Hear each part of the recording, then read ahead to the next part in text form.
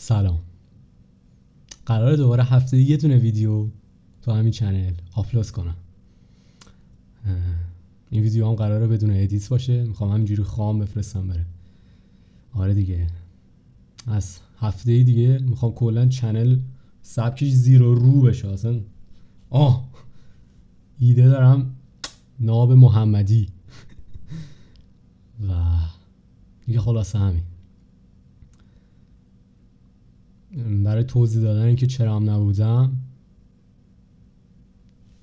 درس داشتم آقا، همین. درس.